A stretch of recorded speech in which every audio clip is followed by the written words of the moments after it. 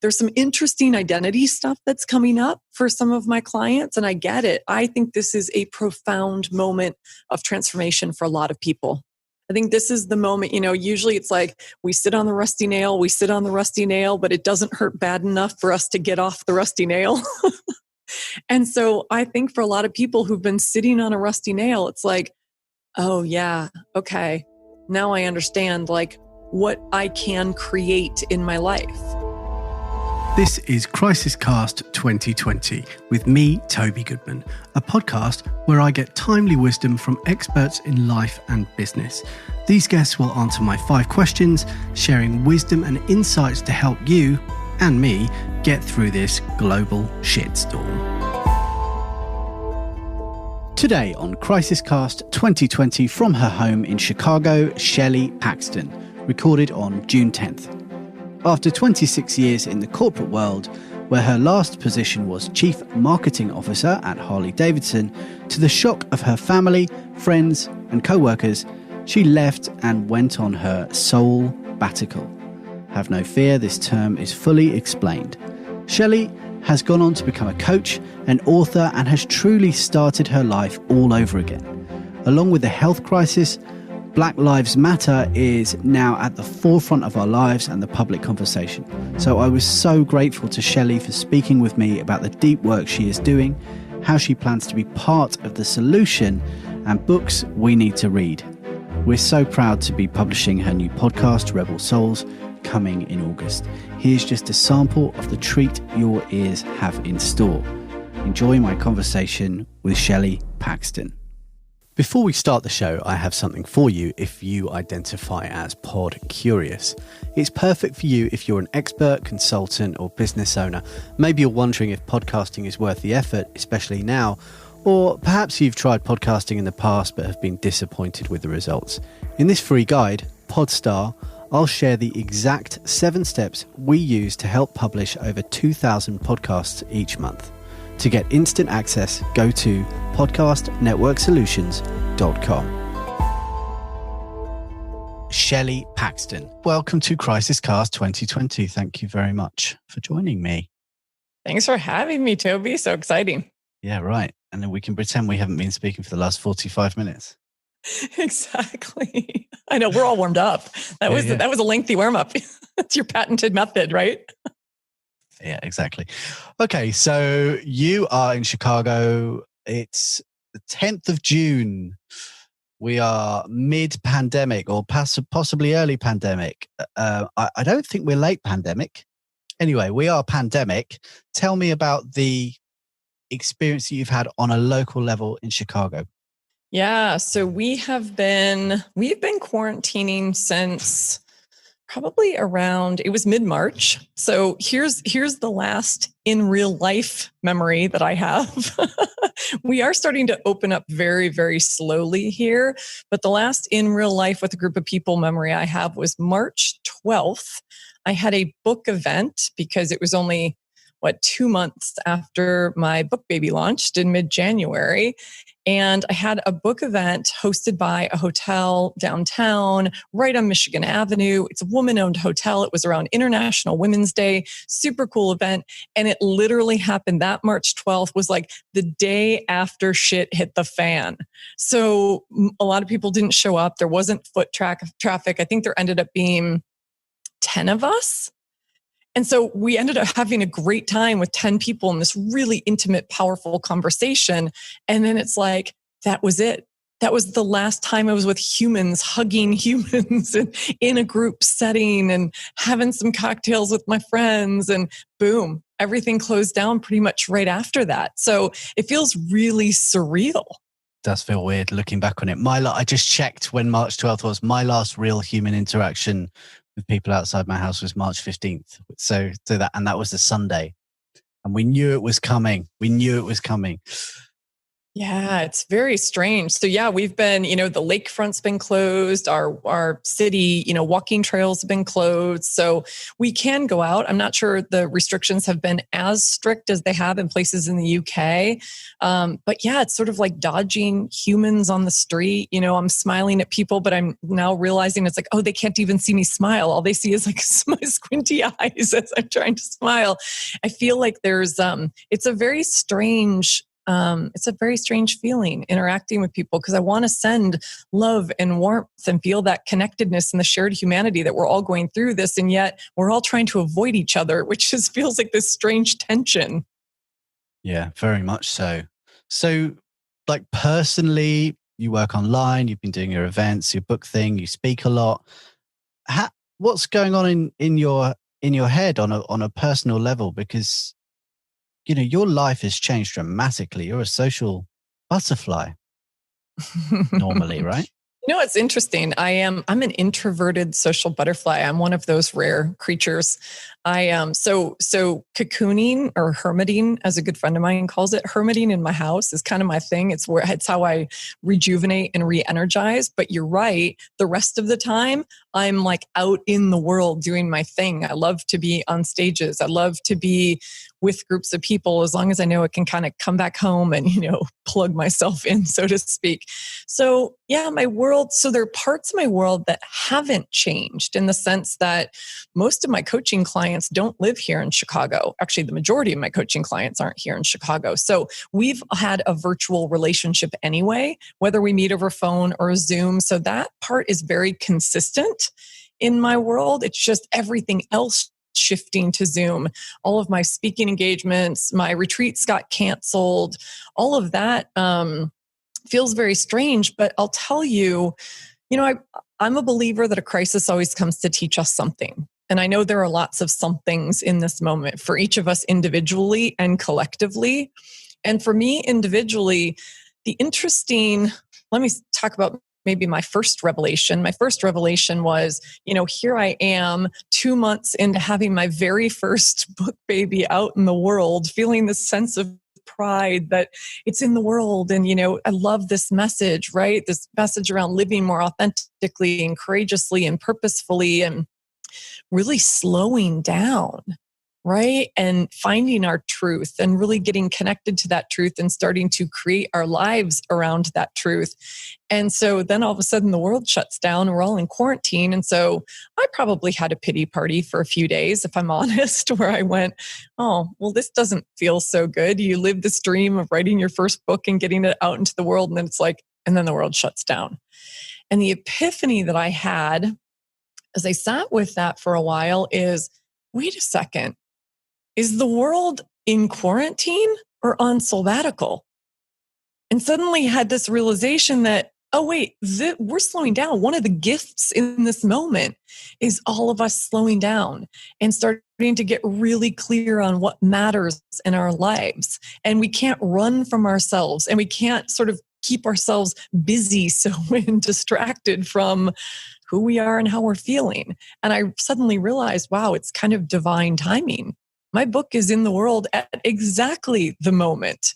Not just my book, my message is in the world at exactly the moment that it was intended to be. So I've had some really interesting moments like that, where now I got fired up all over again. So I've been doing a lot more virtual speaking engagements and really connecting with people who've read my book and helping them realize that right now is the perfect time. Granted, I get it. Like there's a lot of pain and loss in the world. And for essential workers, this is certainly not a time to slow down. For the rest of us, I really think it's a good time for a life audit. So I've been on that message, and I felt profoundly on purpose, to be honest with you. Yeah. So you just used the word Soulbbatical. So I'm just going to pick you up on that because I'm familiar with that term, but I just wanted to pick that one up because you didn't say sabbatical, you said Soulbbatical. So what does that mean? And tell us more about that. Yes. Thanks for picking up on that. I was like, oh, if Toby's going to do an intro on this, people will know. So yeah, let's dive in. Still, it's your words. So let's hear it from you. Soulbbatical is my made up word. So anybody who knows me or gets to know me will realize that one of my favorite things to do, and maybe a superpower of mine, is to create language. I love creating words. And so the short backstory behind Soulbbatical, which is a word that I made up in 2016. So when I was still an executive at Harley Davidson, I was the chief marketing officer there. I had a big job. It was the peak of my 26-year corporate career.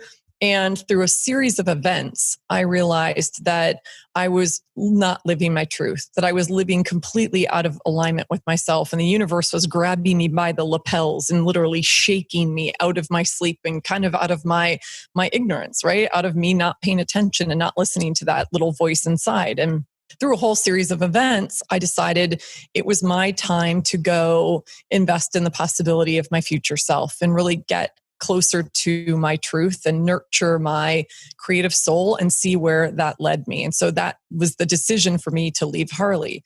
And I was really struggling to help people understand this because everybody in my family, in my world, certainly in my professional network, people at Harley were like, she's lost her mind. She's gone absolutely mad. One flew over the cuckoo's nest. What's going on here?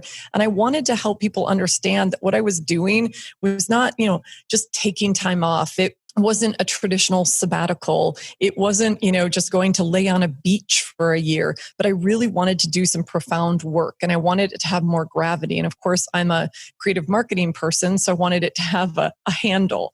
And so I woke up one morning, it was so crystal clear to me, like it was on my bedside table, like a love note from the universe. I was like, that's it. I'm chief soul officer of my own life. And I'm going on a journey called Soulbbatical. And the idea was that I was going to be nurturing and nourishing my own soul to get reconnected and do some of that really deep inner work to get clear on my values and my purpose and understand my calling in the world. Because what had become incredibly clear to me is that I was living someone else's dream, albeit very successfully and with great fortune along the way. And I have zero regrets. And yet, I'm one of those stories now where it's like, I had a story in my head for a long time. Oh, it's too late. I'm too old. All the things that we tell ourselves.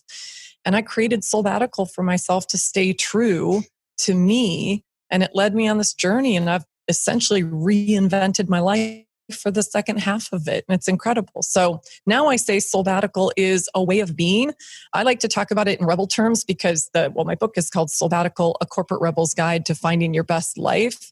And I am a rebel. And I spent the first half of my life rebelling against everything, tradition and religion and my parents and all the things. And now I'm realizing the power is in rebelling for who we are, what we want, and the impact that we want to have in the world. So it's about living a life and leading in a way that's authentic and courageous and on purpose. That's what Soulbbatical is. Honestly, you don't have to leave your job. It's really about finding yourself. Yeah, love that. So you've had time to do things that maybe you haven't done before. You're going to start a podcast. Very excited about that, of course. Yes, with somebody I know very dearly. Yeah, right. So you're going to start that. It's going to be amazing. It's going to be amazing. Can we give a shout out what it's called? We're doing RebelSouls. Doing the RebelSouls podcast. It's RebelSouls podcast. Coming in your ears as soon as you've made a couple of critical decisions, but it's going to happen, right? So that's good. August is the plan. I'm putting it out there. The more I say it, the more it's going to happen. August. Drops in August. Otherwise, I'm just publishing the coughs and splutters from this interview. We're going to edit all them out, just the laughs, the giggles, the breaths, and then we're just going to put that into one episode. Love it. And go, there you go. That's what you did to yourself. Anyway, so tell me about, the time that you've had where you would have been traveling or whatever. What have you been doing? Have you been reading, walking, like stuff that you've finally got the chance to do? We were talking about that earlier. So interested to know what else you've been doing. And yeah, I'm a big believer. I've been doing a lot of interviews around this. It's like, I say it kind of cheekily, but it's like, for anybody who says they're bored, it's like, well, choose boredom over busy. Lean into that boredom. And, I say that with a little bit of like a wink and a nod, but leaning into the boredom is like, ask yourself the tough questions, right? And so there's that piece of it. The second piece of it that I love is, what if we choose to use this time to create intentional growth. We always grow from hard things. We know we always grow from hard things. So what if we set intention? So for me, one of the things that I've always wanted to do, I have this obsession with neuroscience. Part of it is because, I'm sure part of it is because I'm a coach, and there's a close relationship to understanding how the brain functions and how we coach our clients really deeply. But it really started with when my dad had 2 strokes in the middle of my initial Soulbbatical journey.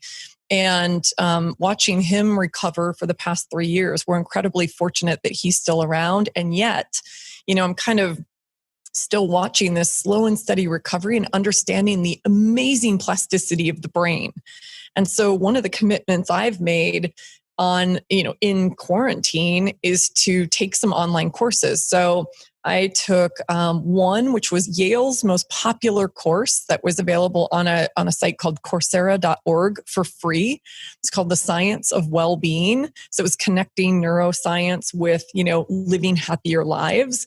And that was really powerful. And right now, a friend of mine who's a coach, partnered with a PhD in neuroscience, and they're offering a course around neuroscience and coaching. So really getting to know the brain on a deeper level, and then how do we bring that into our coaching program? So I'm in the middle of that program right now. So for me, there's huge opportunity right now, and as long as this goes on, as we slowly reopen, or maybe we pause on reopening, depending upon where the numbers are, there's an opportunity to create or learn or develop new habits and to really lean in. So yes, I've been doing a lot of reading, but I've also set these intentions for really, really intentional growth during this period.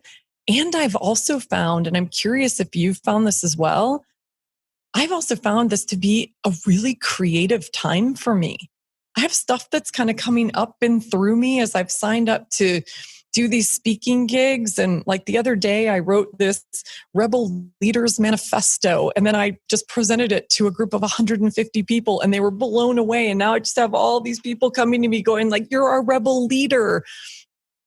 Yeah. And so I think there are many, many gifts in this moment in time. Yeah. Agreed.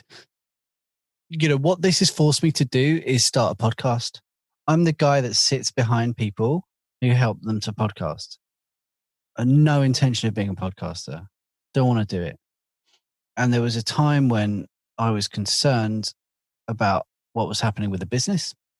And I'm like, well, we need to show people what we can do. And I've actually got something to talk about now. And it made me realize that it wasn't necessarily me talking about stuff, because I don't feel like I know anything about crisis.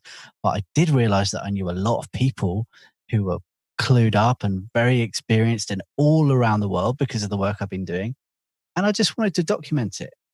And what that's turned into is up to now 30 recordings since April.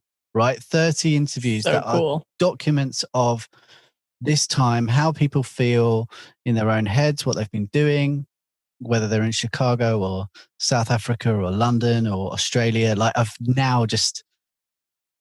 had these incredible conversations, and the themes are the same.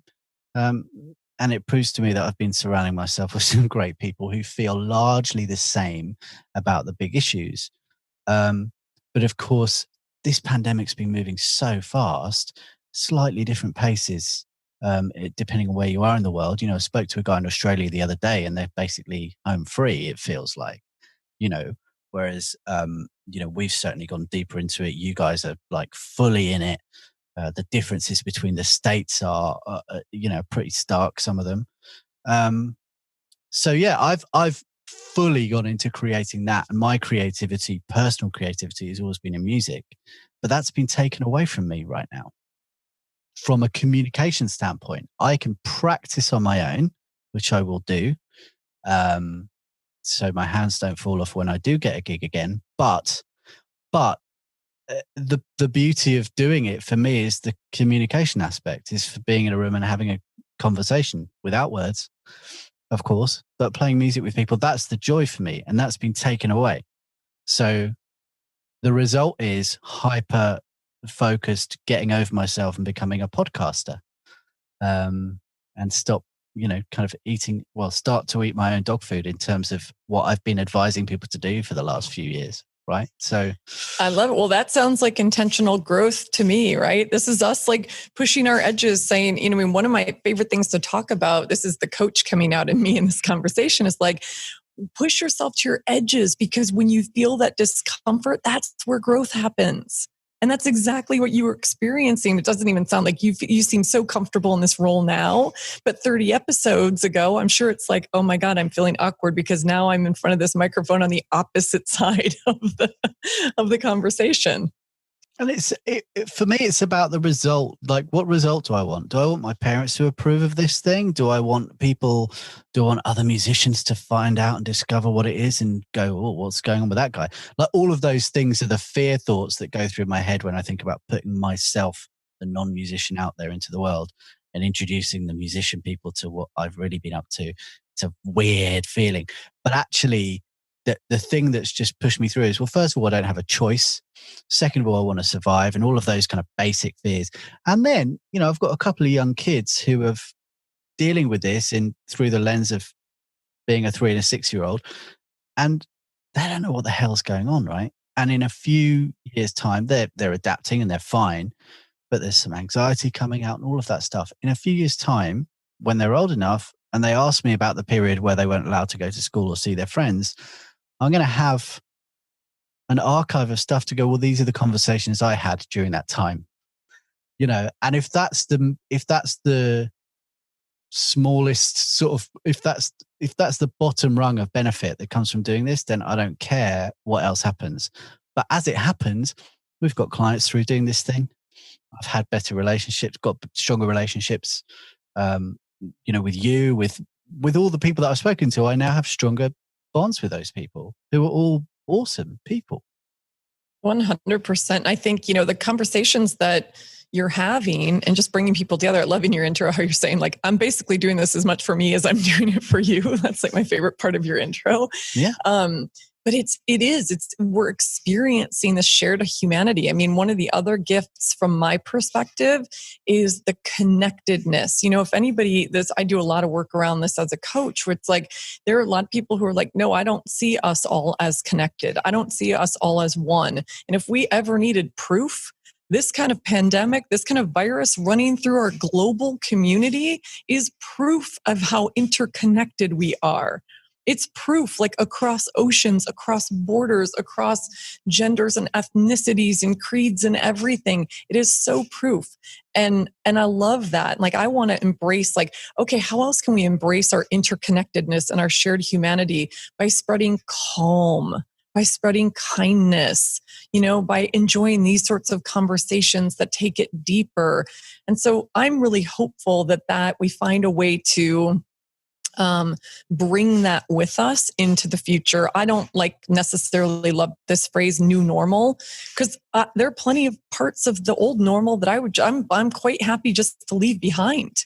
That's my favorite question to ask people. It's like, what don't you want to take from your old world into whatever we're creating as we start to come out of this, whenever that is?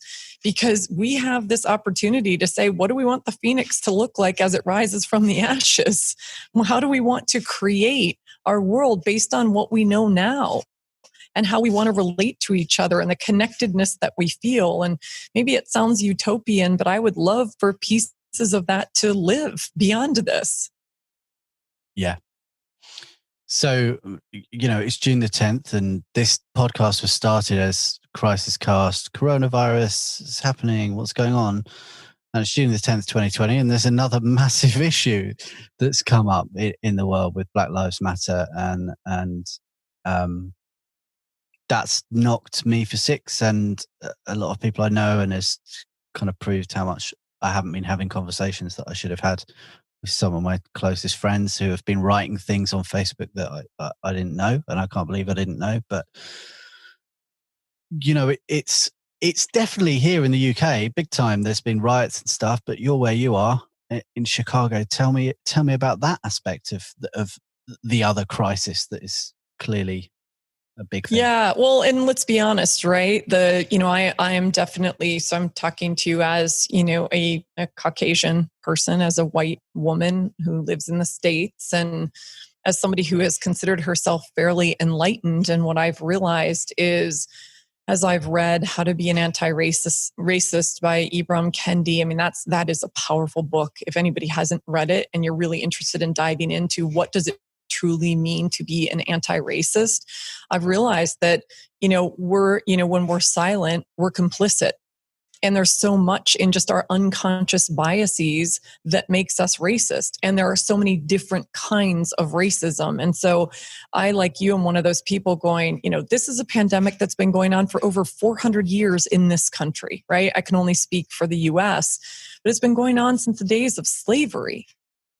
And we get woken up and we have these flash in the pan moments, and then we go to sleep again, and we get woken up and then we go to sleep again. And it is my hope, and I am holding myself accountable for being part of the solution and a part of the change, that ensuring that this is not another flash in the pan moment, that this is how do we impact and create the lasting change for racial justice. And I don't have all the answers for what that looks like, but I've made my own commitments. I've made posts about it. I sent a newsletter out to my community on Sunday with just what I was experiencing, what I was holding myself accountable for, and speaking out, and also having diverse perspectives on my platforms, including RebelSouls podcast. Now that I'm starting this, I'm just like, damn, I looked at my list and I'm like, pretty diverse perspectives. I want more. How do I keep having that conversation, and what other action can I be taking? And so I sent a letter to my community that said, here's what I'm doing. Here's what I've been trying to process. And here are all the resources I've come upon, from readings to videos to workshops and forums and being a part of difficult conversations. And so that's what I'm doing day by day. I'm trying to dig in a little bit deeper and take action and do my part in, being the change. But man, it's tough. I mean, Chicago is a hot spot, right? Chicago is a very diverse community, and there's a lot of energy and anger here, and I get it. So there've been a lot of protests, largely peaceful, but a couple of nights it wasn't so peaceful, and the looters came out. And yet, I get why people are angry, and I get it's time for change. And I think I felt what a lot of white people here, and maybe in the UK as well, have felt, which is kind of shame that I've been quiet because I thought I was doing all the right things and I really wasn't doing anything. Yeah. Yeah. And my thought, last week at some point, I was like, I've got this podcast called CrisisCast, which was about the pandemic. It was, there was no aspect to this conversation in it when I launched it. And now I'm like, well, this is like, I'm going to use it for that, and if people don't, it's mine. Like, I've got control of it, so I can have that conversation, and I'm open to having that conversation with as many people as possible, of any color, of any background. Like, obviously, I want more Black people, and I want more of my Black friends to be on this podcast, 100%, because I want to give them that platform that they deserve. And equally, I'm all right being a white person having a conversation about this with another white person, because we haven't been clearly having those conversations between us either about how we can help. So yeah, it's just very heavy, but important. Yeah. And I think the thing for all of us, I know I'm holding myself accountable for this, is to do the work. Like, do the hard work. So yes, have the conversations, and the conversations are going to be difficult. Yes, speak out when you see something, or when you believe, that there's a wrong or there's an injustice. And also really dig into your own unconscious biases. I'm working on unraveling what mine are, because we are blind to them. And the resource that I found, there are a couple upcoming workshops I'm participating in over here. But the book that is really blowing my mind right now is Layla Saad's book, Me and White Supremacy. And it originally started as a 28-day program on Instagram. She's now on the Sunday Times and New York Times bestseller lists because of all of this, which I'm just applauding. Like, I'm so excited that, not that this happened and it got her work noticed, but I'm excited that this work is getting noticed. And so she started this as a way to say, I'm going to structure 28 days to help anybody who wants to really dive into some deep questions and do the work around understanding your own white privilege and white supremacy, which then turned into a book and an audiobook and all of the things, which is amazing. So she takes you on this journey, and it's just, talk about heavy, but talk about profound, and really digging into, okay, I didn't even know I was looking at something that way, or I don't know, doing that thing or saying that thing, or maybe perpetuating that thing. And so, yeah, I recommend that for anybody who really wants to dive in. It's powerful work.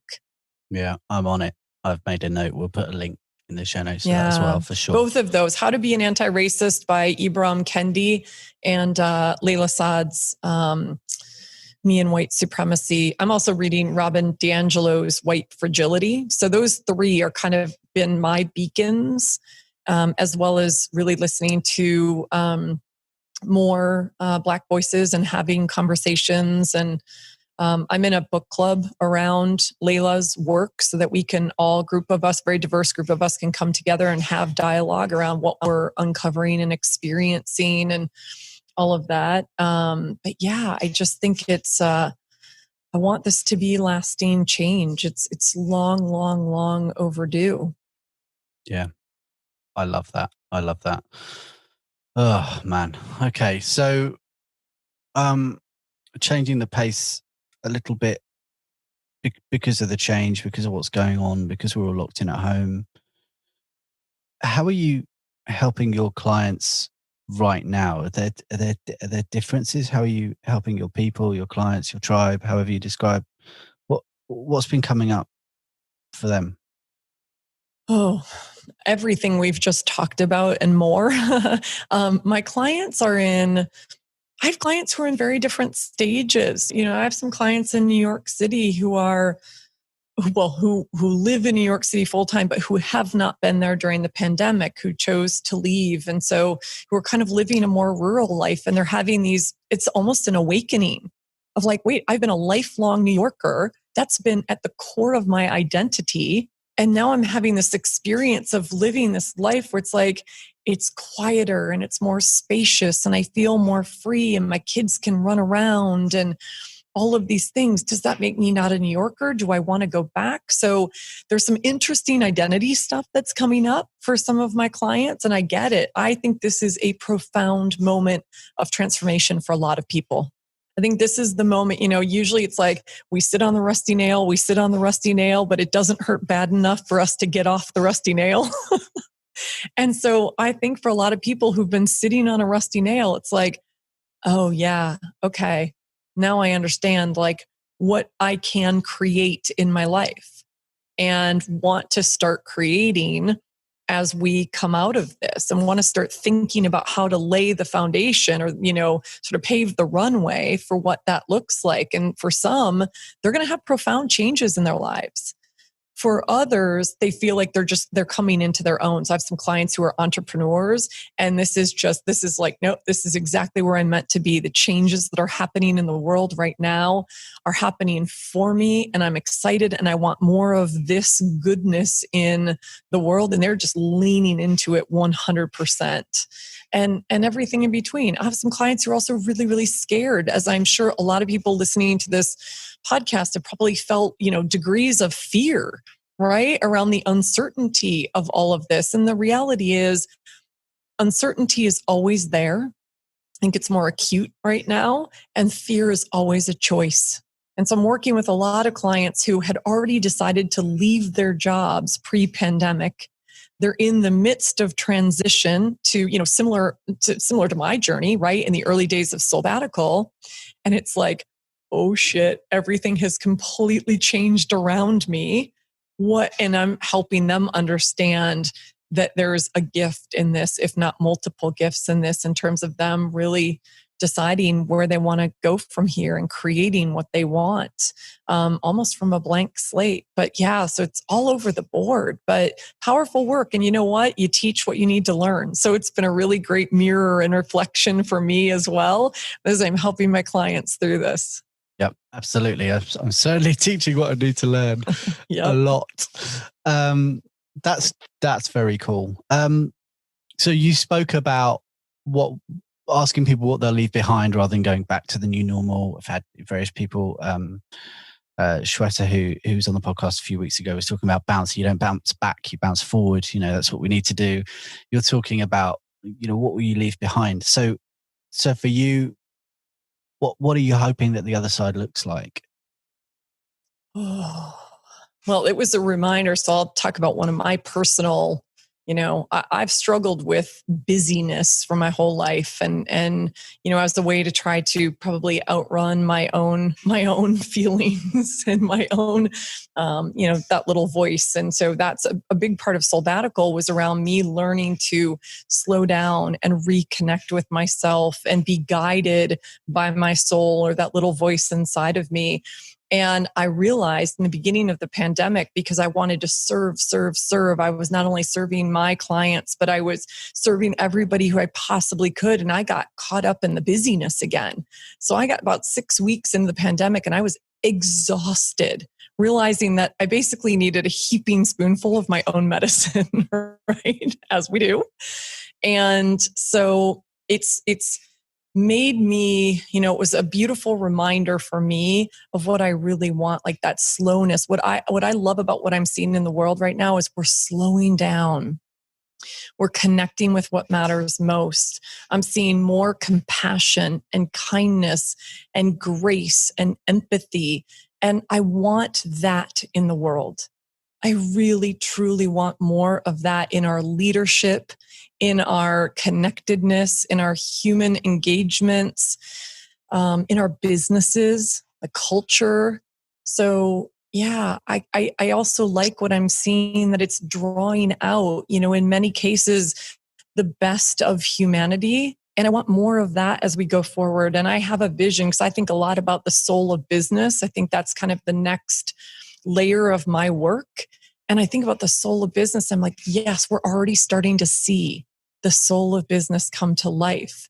And how can we build on that on the other side? Yes.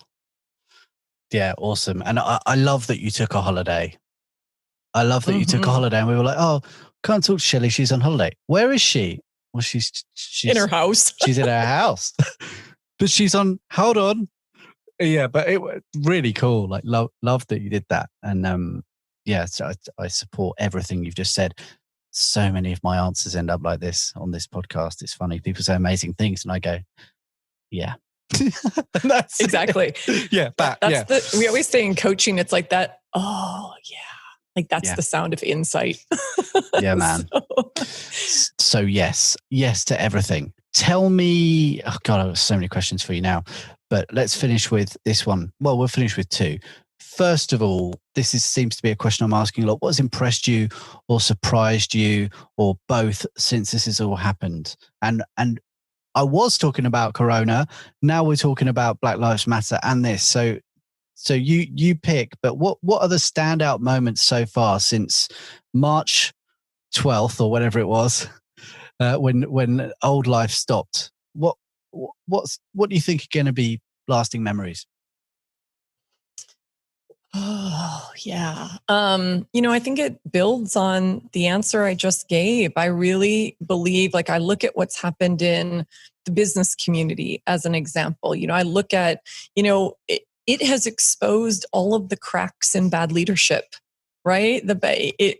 So that, people used to get away with bad leadership that didn't embrace compassion and vulnerability and courage and empathy and all these beautiful things that, I'm a trainee of Brene Brown. So I speak her language, and And so leaders and businesses who aren't embracing that, man, they're feeling it, right? Because they're getting the backlash.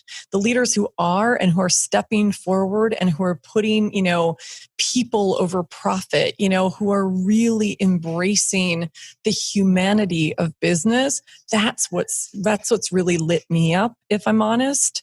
I love what I'm seeing, whether it's, companies who converted their factories to make, hand sanitizer or face masks or ventilators or whatever it is, like seeing that, like how can we all come together and support each other? Like we have one mission. It's just that sense of unity and compassion that I don't feel has been in business enough to the degree that we want it and need it. That's made me smile. That's really made me smile. And I feel like those are the businesses and leaders that are rising to the top right now. And those are the people other people want to work for, right? And work with. So that's a big piece of it. With the Black Lives Matter, it's, I think we said this earlier, it is forcing conversations that should have been happening all along. And those are difficult conversations, right? So I think throughout all of this, we are learning to have courageous conversations. We are learning to ask ourselves the tough questions. And I think that's a thread that pulls through both of these crises, to really, really get honest with ourselves and to get honest with what's happening in the world, right? And say, how do I want to be a part of the solution? And in both cases, we are part of creating the future. For us to sit back and just say it's happening to us, bullshit. We are part of creating what we want to see, both in terms of how we fight for racial justice, in terms of how we have those difficult conversations with, our friends of color, and in terms of how we want to come out of Corona and what we want to create as a result of it. I mean, God help us that we default and go backwards. I think I love what Shweta said. It is only bouncing forward, and it is in our power to say, what do we want to create going forward? And I want the racial justice conversation to be a big part of what we create going forward. And it's not just conversation, it's also action. So that's the stuff I'm also working on myself, is what action can I take on a local level? What action can I take on a national level?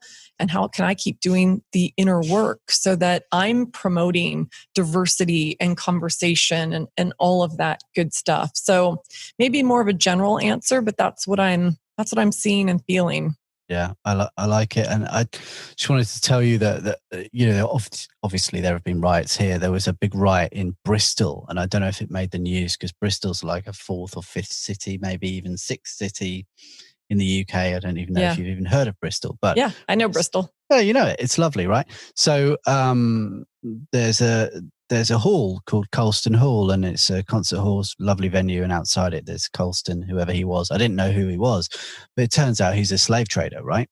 So they pulled down his statue, and there were people saying, this is ridiculous. They're pulling down our history and all of that, and it was interesting to read who this guy was, because I've been to that concert hall loads and I just didn't know who he was. It was just a name of a bloke at a statue, right? So it turns out he's a slave trader. It turns out people have pulled the statue down and rolled it through town and into the river, all documented on TV. And what really surprised me was to see someone on Facebook who I know to be kind of maybe a bit more right-leaning than I am, to say, when I first saw this, my initial reaction was disgust at how you could, tear down our history, and it's not right. This is our history. We should be celebrating it. But then I read what this guy did, and I loved that they did that. And one of the comments underneath was this is history, mate. This is part of the thing. You're living history right now. Someone's statue was pulled down, rolled down, and put into a river. And I think maybe they're going to pull it out and put it in a museum and say this was something that happen. So they won't let it sink. Maybe they should do. Yeah. Not for me. But make it part of education. Yeah. But make it part of a thing. And I'm like, that's really cool to read someone. I don't know this guy really well. You know, it's one of those kind of peripheral Facebook people. But I'm like, that's really cool, man. Because you are, you know, classic white bloke who, you know, to me, as far as I know. So it's that was good to see. That was really I have to say we have similar things happening over here, and maybe this can be the final note because I know we both have to run. But there are governors here in the U.S. in some of the southern states who are really petitioning to take down Confederate statues, you know, that kind of celebrate this history, you know, and the chapter of slavery, and you know, it's that makes me excited to see. It's like, why are we celebrating that? We should not be celebrating that. You know, we should not be making statues and in any way sort of, you know, memorializing that. And so I get excited about that, you know, that piece of it. It's like, let's celebrate the future and the moving forward and the equity and equality and true justice, which we haven't been offering to Blacks and people of color in the past 400 years. Right. Yes. Tell me, where can people find out more about you? If they want more Shelley in their lives, which I imagine they definitely will. How can people find you? Well, I know I want more Shelley in my life, so. Well, I'm glad we are connected doing our work together. So that's super exciting. So I'm going to get more Toby. You'll get more Shelley. The world's going to be good. That puts us back at an equilibrium. People can find me at Soulbbatical.com, which is Soulbbatical spelled with 2 B's and 1 T. And you can find all the things, my newsletter that I mentioned. You can find information about my book, like all the things on my website. In addition, my playground in the social world is Instagram. So you can find me at Soulbbatical, again, 2 B's and 1 T. And as Shelley Paxton on LinkedIn. LinkedIn is your preferred playground. Those are probably the 3 places I spend the most time. And my book, you can buy anywhere where you can buy books. Soulbbatical, A Corporate Rebel's Guide to Finding Your Best Life. You can find it on Amazon or at your local booksellers, all that good stuff. Yes, and a great book it is too. Thank you so much for joining me, Shelley. Thanks for having me. This was a fun conversation. Yeah. This episode of CrisisCast 2020 was produced by me in London and Kate Astrakhan in Michigan, with artwork by Ryan Field and sound design by Lee Turner. CrisisCast 2020 is a production from Podcast Network Solutions, a full-service podcast production company who are ready to help you plan, record, produce, and promote your message with podcasting. To find out more and grab your copy of Podstar, if you're feeling pod curious, visit us at podcastnetworksolutions.com.